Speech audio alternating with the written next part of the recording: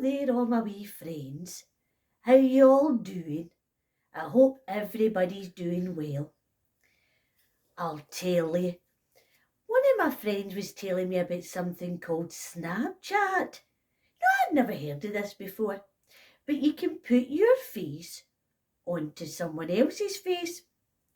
So I've got some to share with you. This will be the first time I'm looking at them. My friend printed them out for me so I could share it with all you lovely wee people out there. Oh, look at this. Nana Betty with the lovely heart sunglasses. Oh, fabulous. Oh, jeez. Right. I don't know how flattering that one is. There I am as an old man. Nana Betty's an old man. Oh, this refers back to my story. Nana Betty's a chicken nugget. Ah, brilliant that. Aye. Oh, well, that's fascinating. There I have got a big body and a wee tiny head. Aren't they great? Oh, I love that one. Look, I look like Mrs. Doubtfire, so I do. There I am with my rollers in. Nana Betty. Aye. And I'll tell you, I do like a bit of country music. Yee-haw! Look, there I am as a cowboy. Aye, nice moustache as well. Oh, wow, these are fabulous, so they are. What a great laugh. There I've got my big smiley, cheesy smile on. Ah, brilliant. Aye. Oh, and there I am as a cartoon character. Look at that. Wow, they're great. Oh, I love them. Thank you very much. That's brilliant. Well, I'm going to read a story today called The Troll, and I'll tell you why I'm reading it. I've got a wee girl at the nursery who loves this story, so she does. And every time she comes in, she'll say, Nana Betty, can you read me The Troll? And I say, yes, I can. I'll do that for you. So relax your wee bodies and calm your wee minds. We're going to get straight into it. There's the story there. It's called The Troll. So let's see what happens. There was once a troll who lived under a bridge. That is where trolls are supposed to live. Meanwhile, far out at sea, there were some pirates who lived in a ship. That's where pirates are supposed to live. Trolls are supposed to eat goats, but no goats ever came trip-trapping over this troll's little bridge. So he ate fish instead. But one morning he heard a faint noise on his bridge. Up he popped, and he said what trolls are supposed to say. Who's that trip-trapping over my bridge? I'm not trip-trapping, I'm scuttling, said the tiny black creature. And I'm a spider.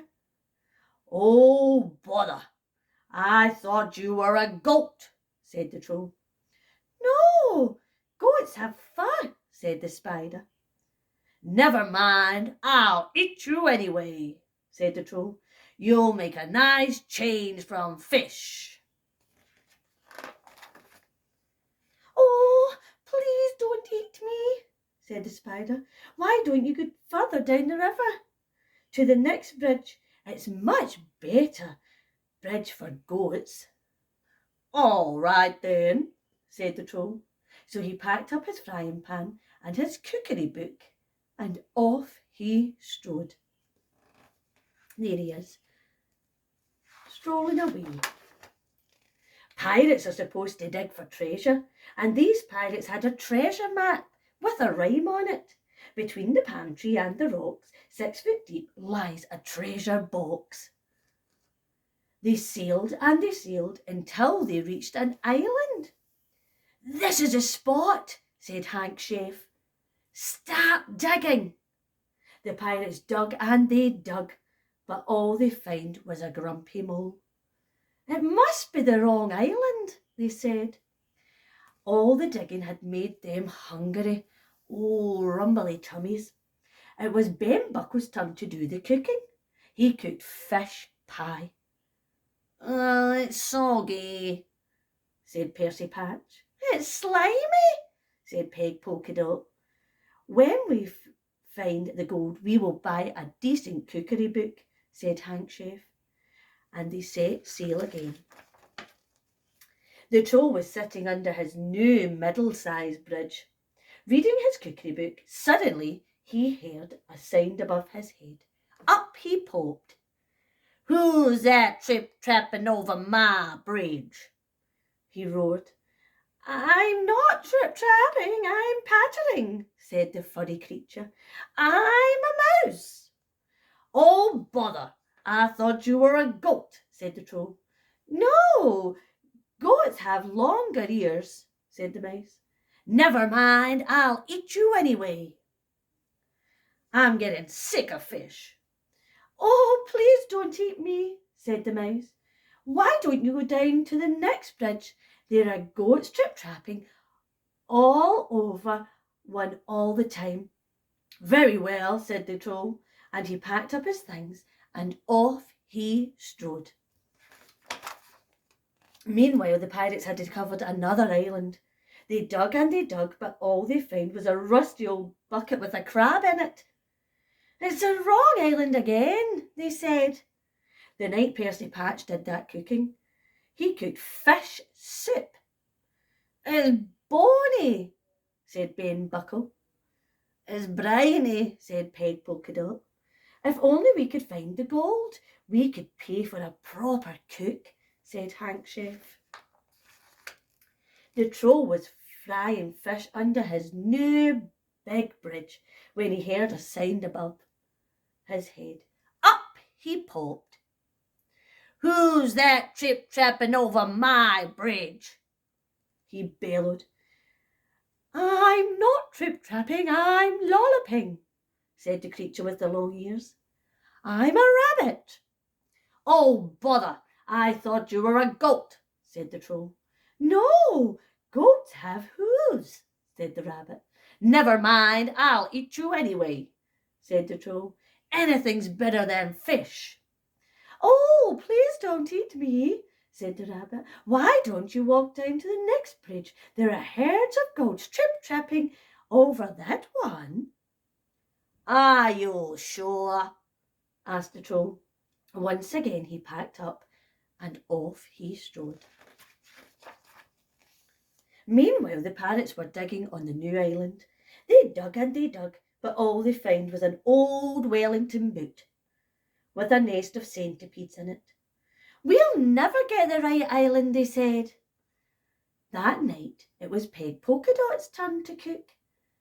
She cooked fish cakes. "Oh, they're sticky," said Ben Buckle. "They're sandy," said Percy Patch. Hank Chef said nothing. He was too busy being sick over the side of the ship. The Troll's river grew wider and wider. Then it stopped being a river and it flowed into the sea. The Troll found himself on a sandy beach. "There isn't another bridge," he said. "That rabbit was tricking me." But then he spotted some hoofs in the sand. A goat at last. He looked around, but he couldn't see any goats. "Never mind, it'll probably come back tomorrow," he said. Then the Troll followed the hoof prints. They led him to a spot between a tall palm tree and two big rocks. "I know," he thought. "I'll dig a pit then. Tomorrow the goat will fall in and I can eat it." The Troll dug and dug with his frying pan. Just when he thought the hole was deep enough, the pan hit something hard. It was a great big chest. "Perfect," said the Troll. "I can hide in here and keep warm. Then, when the goat falls in the hole, I'll pop out." He lifted the lid. The chest was full of round gold things. "These are no use to me," he said, and he threw them all into the sea. Then he climbed the chest and lay down. Tomorrow I can have gold for breakfast instead of fish, he thought as he drifted off to sleep. It was dark when the pirates arrived at the next island. This is the spot, said Hank Chef. But someone's been digging here already, said Ben Buckle. Don't say they've found the treasure, before us, said Percy Patch. No, look, here it is, cried Peg Polkadot. The chest was heavy. It must be full of gold, said Hank Chef. Quick, back to the ship before anyone stops us. The troll was woken by a loud bang. Bang! That's my breakfast falling in the hole, he thought. But why was the chest heaving and swaying? And why was the lid opening? Surely goats couldn't open lids. The lid opened wide. Staring down at the troll were 4 angry pirates. Arr! Where's that gold? Shouted Hank Chef. I threw it in the sea, said the troll. The plank, yelled Ben, Buckle and Percy Patch. Make him walk the plank. The next second the pirates were pushing him onto it. Who's that trip-trapping over my plank? jeered Hank Chef.